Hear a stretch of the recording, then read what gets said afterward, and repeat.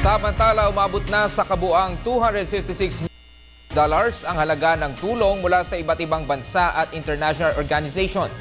Ayon sa DFA, sa nasabing donasyon, 8.5 billion pesos ay in cash at ang 4.4 billion naman ay non-cash forms. Ito ay namomonitor sa pamamagitan ng FATE ng pamahalaan o Foreign Aid Transparency Hub.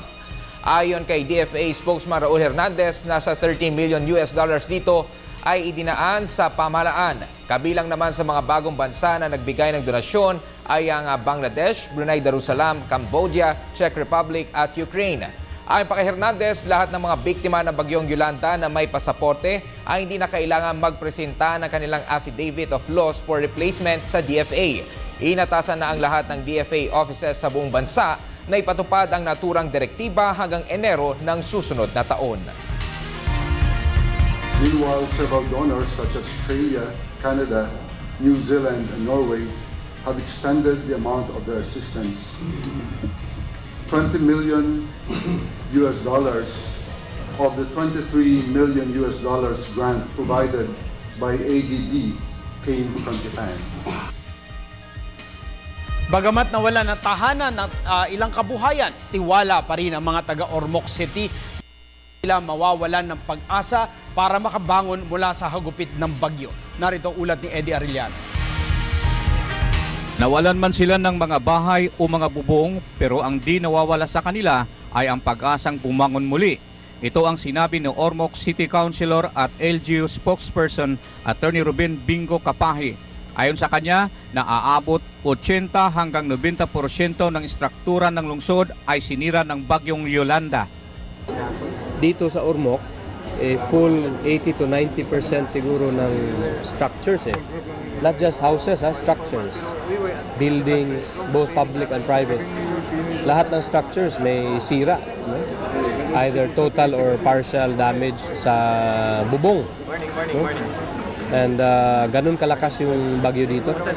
Samantala, unti-unti nang bumangon ang kalakalan ng lungsod ng Ormoc pagkatapos ang dilubyo na dulot ng bagyo. Pinakiusapan umano ng pamahalang lokal ang lahat ng mga negosyante kasama na ang mga bangko, groceries, department stores at mga remittance centers na di masyadong naapektuhan na magbukas na agad namang sinang-ayunan ng mga ito. If you go out, wala naman akong nakikitang talagang sarado. Other than those na nag-suffer talaga ng major damage, no? To structures, that is, no?